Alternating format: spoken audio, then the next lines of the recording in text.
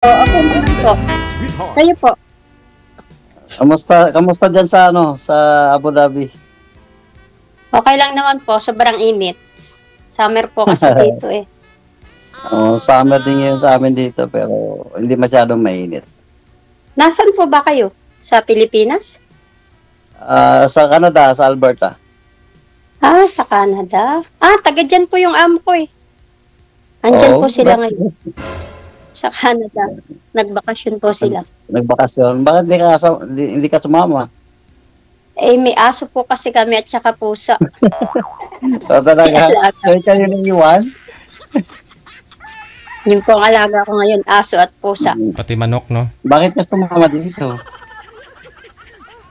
Tsaka matagal din daw po yung process ng mga papeles.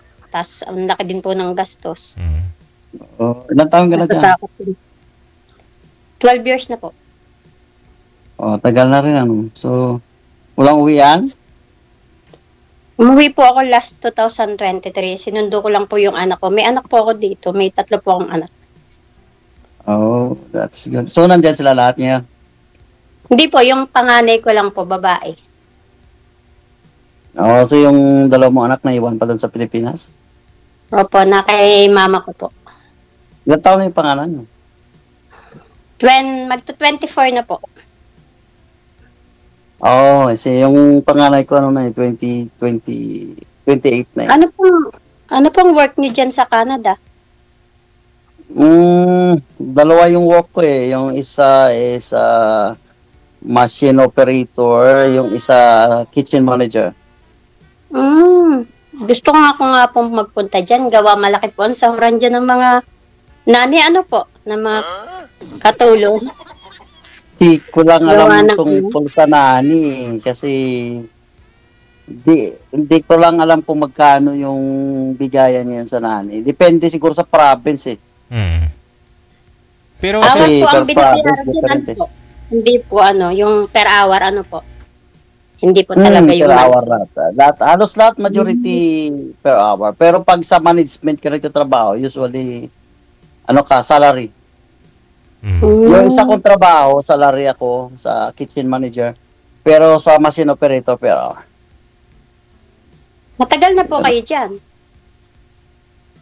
Since 2008.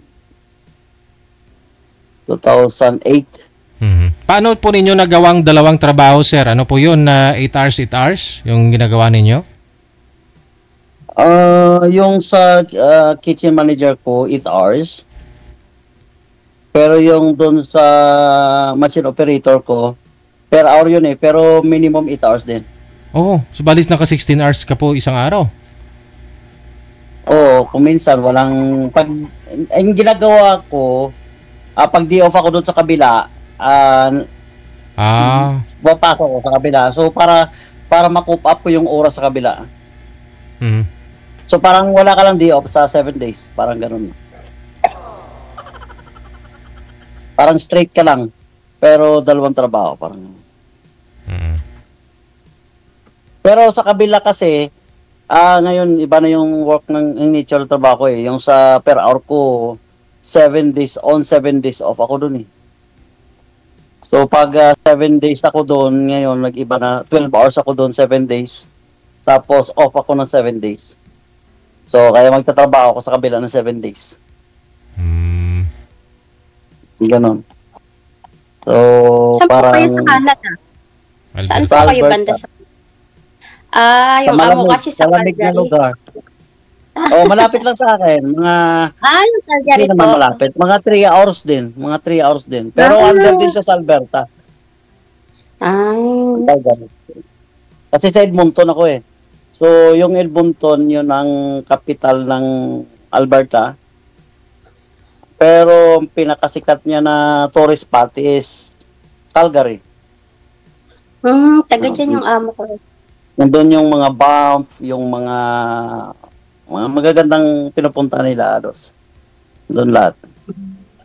Ikaw, mas maganda yata dyan sa inyo eh. Dito po kasi sa Abu Dhabi, depende po sa amo nyo kung pag mga lokal or Arabic yung mga amo nyo, as in pangit, gawa ng, may amo din naman po na mababait. Pag yung mga British po, special po, mga British po kasi talaga mababait. As Saan ka sa Pinas? May kalayaan ka. Batanggenya po ako. Oo, Batangginia pala. Marami din akong kasama dito, mga taga Batanggi. Especially Marami sa po kitchen. kung dyan sa Pagmata.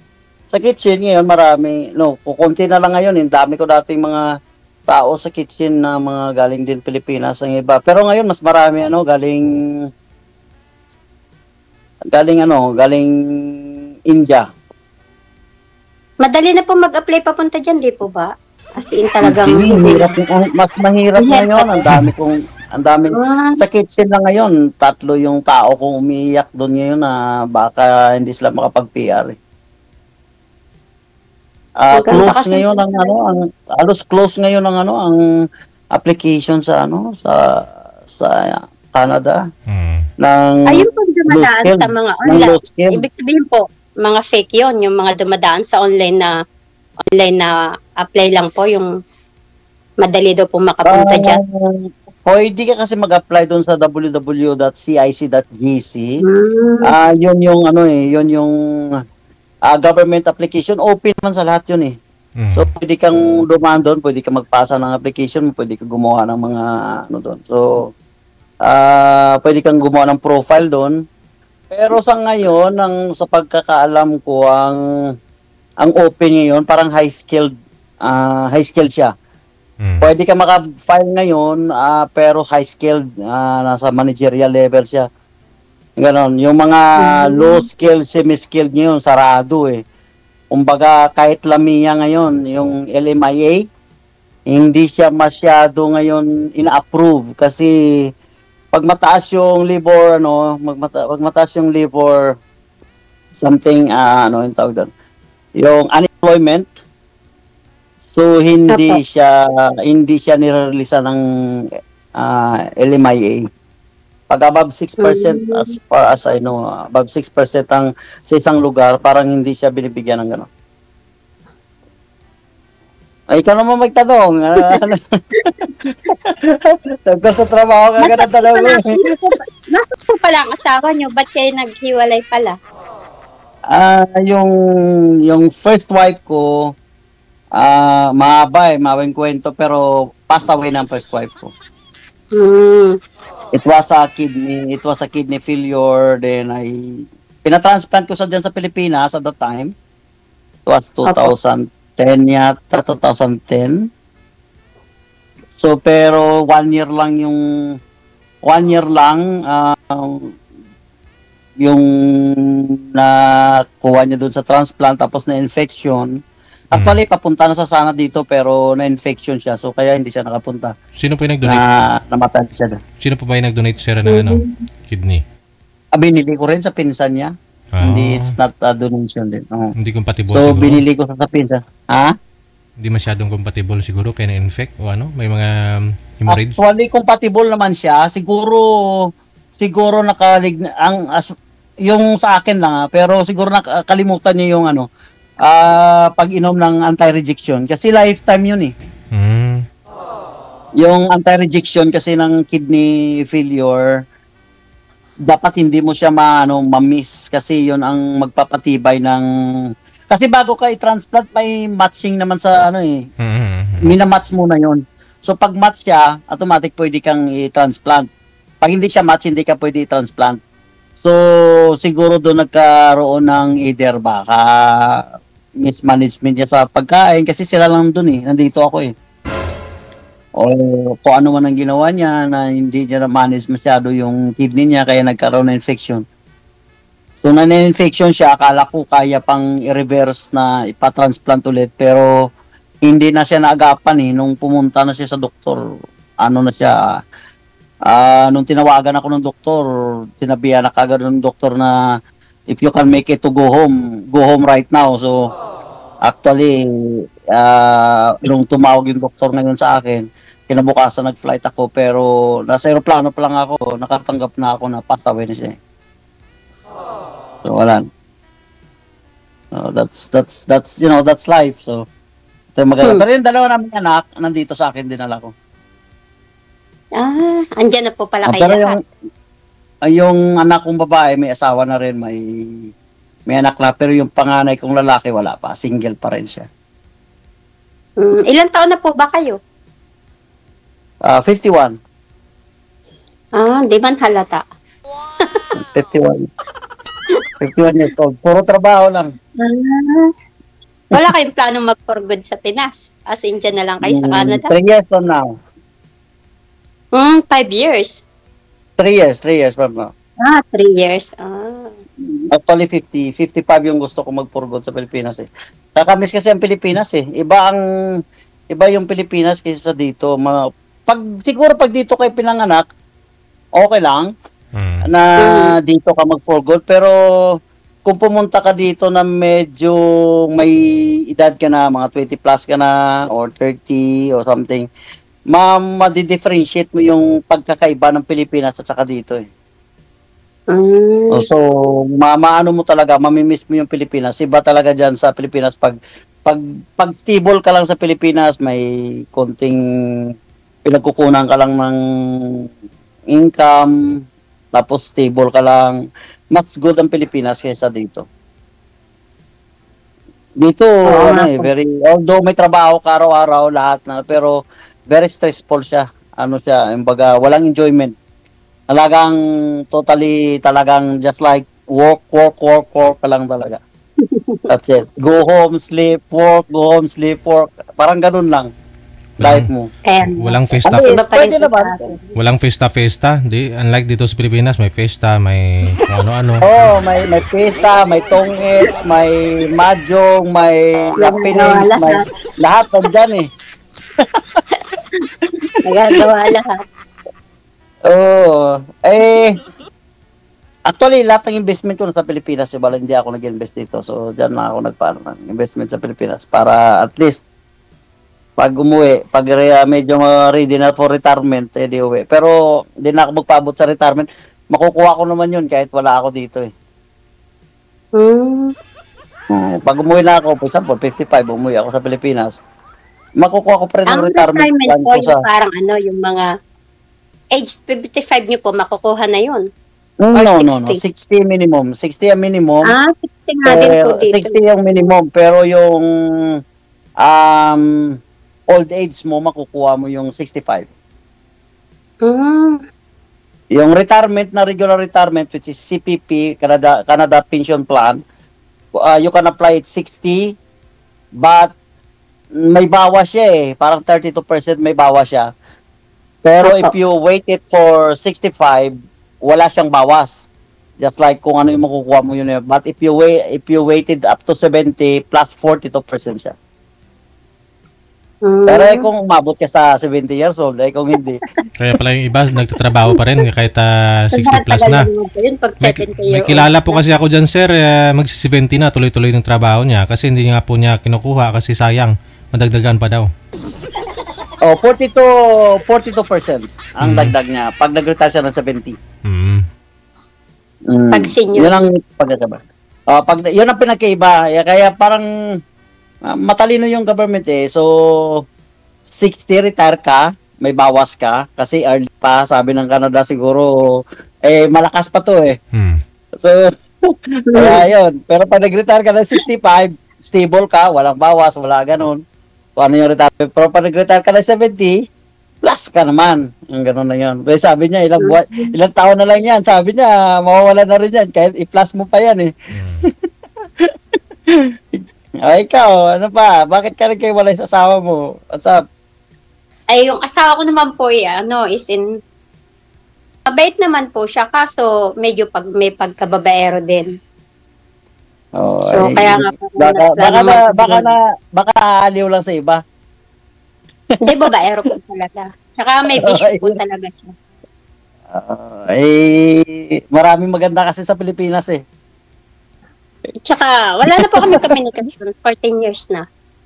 Hindi po kami nag-start at simula nung nag-abroad ako. Pero yung mga anak ko po nakapunta sa kanya. Pero yung communication po, nawala na. Saan ka sa Batangas? Trabaho na lang dito po. Sa Balayan po. may pinsan ako sa Tanawan yata. May plano na rin po ako mag-for good after 2 years maybe. That's Pagod na good, rin that's po good. Pagod na rin? Eh, sabi nila may kasabihan daw mga batang Kenya mayayaman eh. Depende po yun sa tao. Paano ka po yayaman kung hindi ka naman po nagtatrabaho? Depende rin po yun sa tao. Hindi naman po tsaka ako po talaga. So 10 years ka nang nagtatrabaho dyan? Isang employer ka lang? Dati po Arabic yung amo ko nung pumunta ako dito 2014. Yun po yung una kong employer. Tapos after 2 years po, yun, naghanap na po ako ng amo. Tapos yung British po yung natagpuan ko. Tapos yung dati ko pong madam, namatay na. 5 years ago na. Tapos nag-asawa po yung amo ko ulit na balalaki. Yun po ang taga-Canada ngayon. Oh, I see. Every how many years ka umuwi sa Pilipinas? Bali, no, mga 3 times pa lang po akong umuwi sa 12 years ko dito. Oh, gastos din po kasi. Tagal na. Meron po kasi uuwi. Mauubos yung ipon. Wala din po. Uuwi. So, mas better po mag-ipon ka muna. That's true. Kasi pag umuwi ka, ubos-ubos, ang daming gastos sa Pilipinas. Alam mo naman po natin yung pamilya natin araw-araw. Mm-hmm. Kaya po, ayokong umuwi. Ngayon po pwede akong umuwi. Kaso nga po, ayoko. Buhay pa mga parents mo? Opo, yung nanay at tatay ko po. Sila po yung nag-alaga sa dalawa kong anak na binata. Pagkapasaway din po kasi. Ilan kayo magkakapatid? 4 po. Yung isa po, yung bunso po namin pina-apply ko sa Taiwan. Natanggap naman po. Mga 3 months na po siya doon. Oh, maganda rin Taiwan. Malaki po sa doon. Maabot doon ng 100K. 100K po yata ang sinasahod doon pag OT-OT. Dati din ako na Taiwan eh. Last year 2000 yata. Nag-Taiwan ako eh. 3 taon din ako sa Taiwan. Mga 2000 to 2003.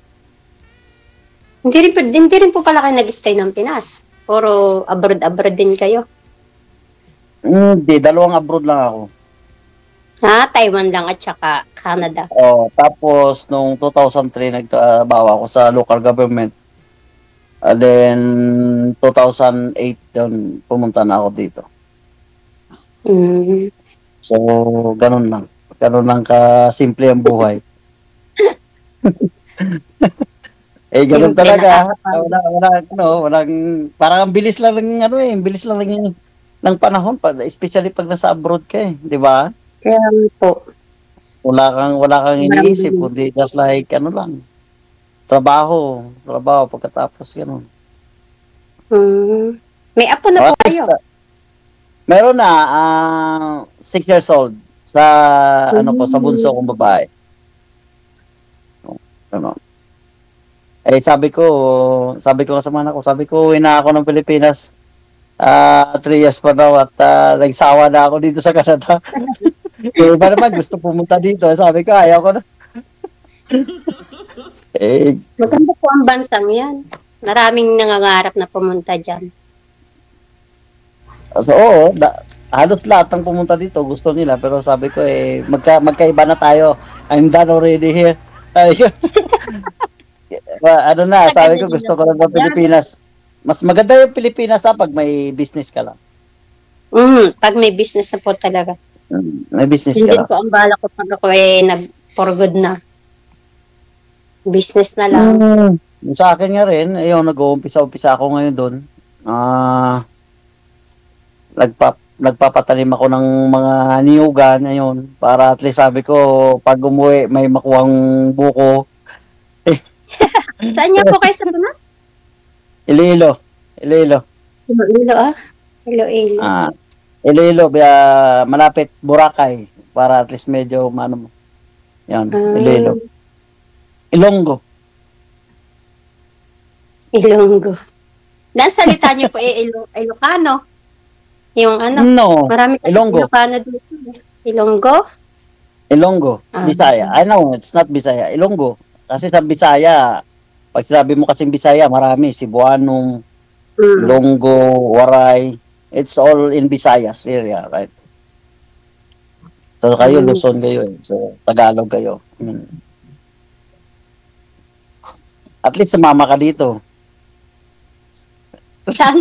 Wala ba kausap eh, ano? Dito nagtanong lang ako sa aking kaibigan, sabi ko, paano ka ba kay DJ? Ang tagal ko na kasing nagme-message dun sa Messenger. Tagal na sabi akong niya, follower ano din. lang yung imo number niya? Po? Matagal na rin akong follower ni DJ, siguro lang taon na, tagal ko na eh, nanonood. Sabi ko, sumali nga ako dito, sabi ko, ilang years na, tagal-tagal ko na, mula nanonood ako lagi ng mga, niya. First time niyo lang din po ngayon? First time lang, kasi wala magawa eh, sabi ko, at least may mga kababayan ako makausap dito. Kaya nga po, sabi na po akong ngayon lang ako na nabunot ni DJ. Pero matagal na rin akong gustong sumali.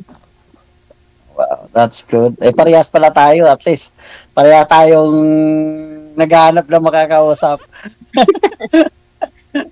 Kakabuhan ko naman po, puro trabaho na lamang. Yeah, you can contact me, might be some, makapag-usap tayo ng private sometimes. If you want some information going here, I can give you some information sometimes. Makatulong din. At least, might be we can have other conversation about that. Mas masaya, masaya kayang kausap mga kababayan natin. Especially sa abroad din. Especially mga hardworking ladies like you, na nagpapakahirap para sa pamilya, tapos ang mga pangarap para sa mga anak lagi, di ba? Mga bagong bayani daw ng Pilipinas tayo eh. Mga OFW, mga bayani. Mga OFW po, bayani. Bayani daw. Sabi nila bayani daw tayo. I don't know how they came up like that kind of Pero okay lang, diba? So balak niyo pa bang mag-asawa ko na?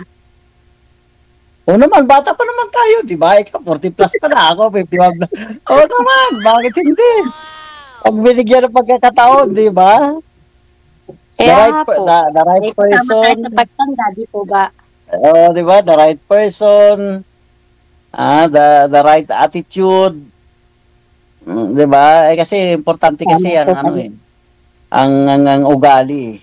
Pagdating na pagsasama, ang ganda ng ang pogi na yan or whatever you have, everything is nothing. Pagdating na yung makikita mo yung ugali, the way you treat, the way she treat you, the way she care you, yun ang hinahanap mo na eh. Hindi na yung mga ganda na yan, it's just like, wala na yan, tabi-tabi na lahat yan, it's all forgotten, everything.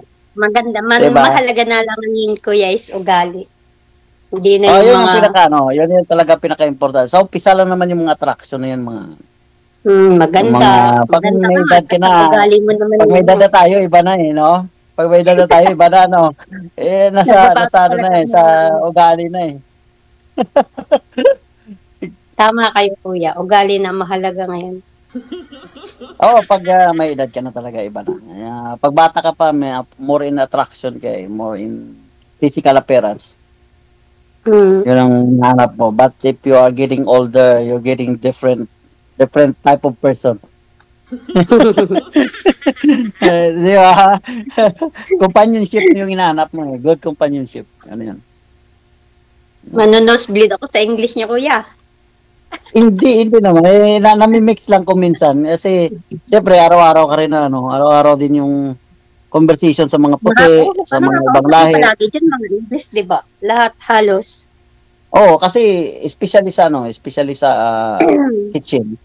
Lahat ng server ko puti. Mga puti lahat sila, halos wala akong Pilipino na server. So sa kitchen naman, Last month, meron akong Pilipino nakasama. Tumagal ng mga 3 months na yata tumagal sa. Pero lahat ngayon mga Indiano, mga West Indian, mga sa India galing.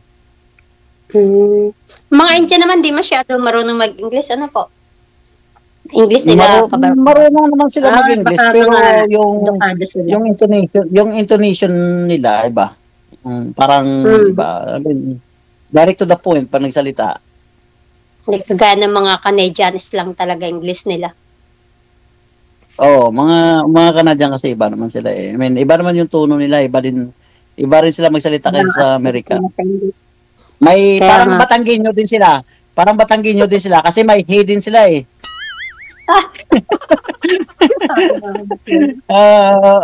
May he din sila eh. Hey, parang gano'n. So, Batanggenyo, right? Di ba? Pero may, yung the way sila magsalita, may he din eh. Pero yung salita ko naman po, wala nang hindi kagaya nung dati talaga pero yung salita ko po as in nagbago.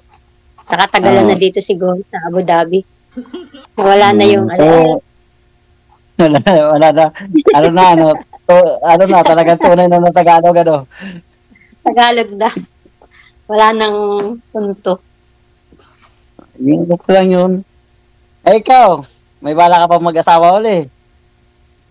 Siyempre naman po, yung pamilya ko naman po, hindi naman po sila yung tipo na hihigpitan ka sa kaligayahan mo or ano.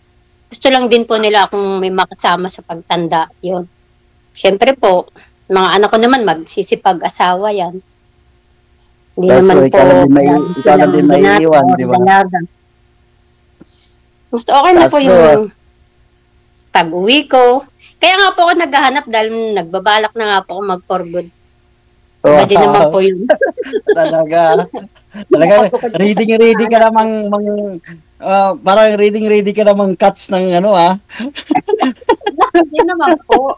Sinabi ko naman niya po, kung talagang si God, bibigyan pa ako nung taong magmamahal sa akin or tanggap ako. Why not po, di po ba? Oo naman, ang dami dyan, ang daming totoong tao dyan, ang daming gustong magmahal. Yeah. Ang daming tao dyan na naghahanap na gustong mahalin. Di ba? Kaya nga po. Tsaka ako naman po yung tipong mag-aasawa hindi dahil sa may pera ka or ano.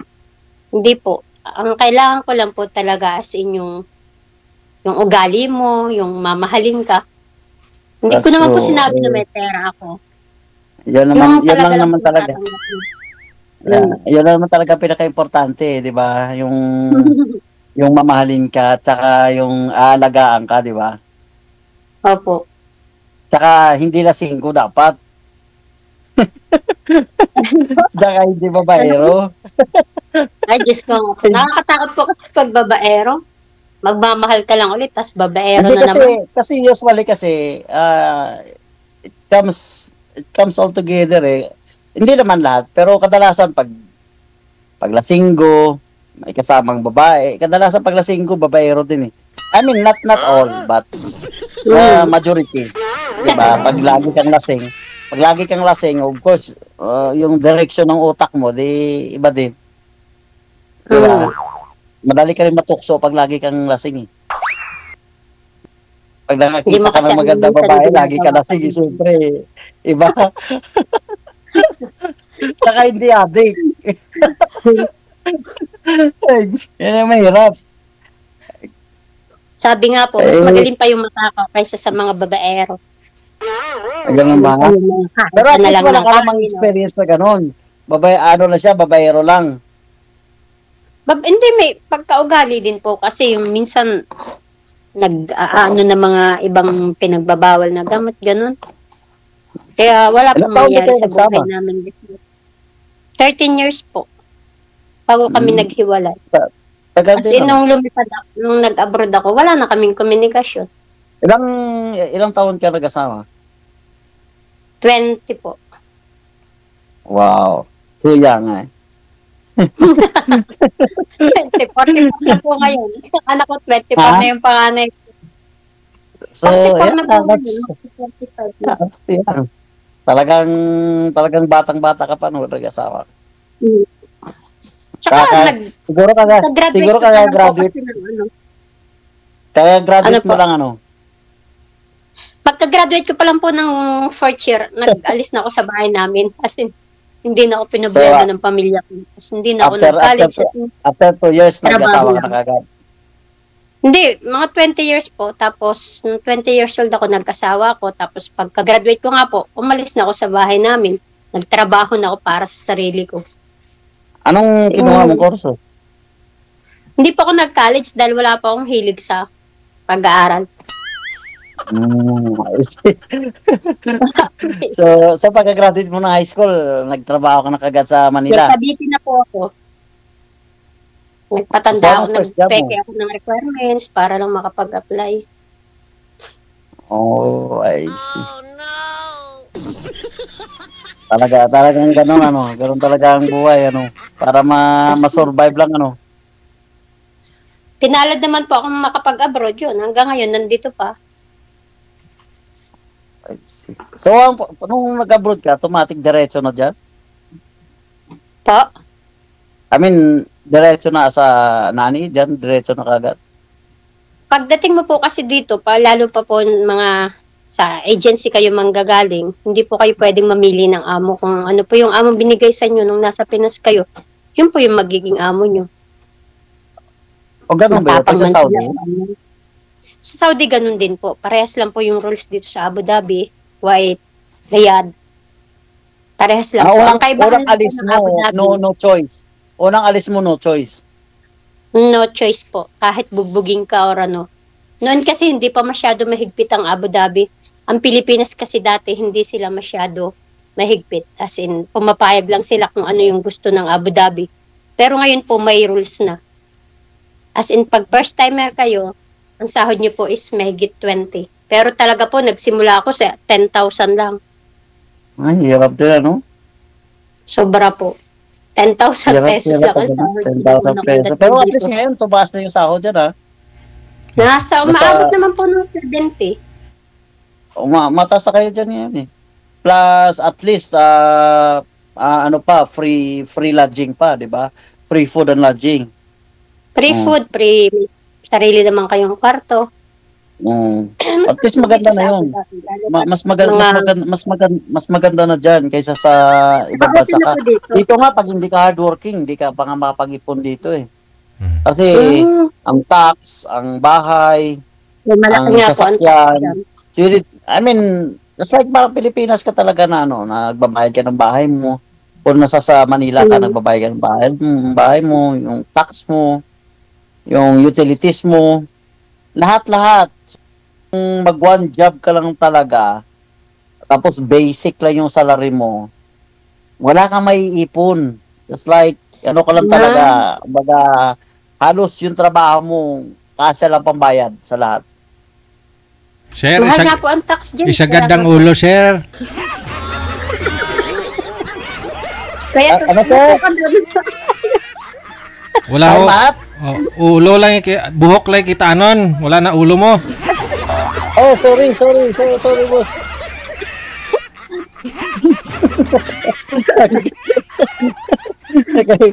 Kaya kasi ako, eh. Yan na lang po siguro, no?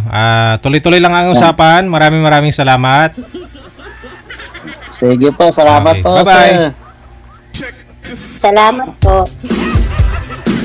Oras natin, 4 minutes after 2 na ng hapon. Palubog na ng palubog yung ulo ni sir. Hindi kayo kinilig.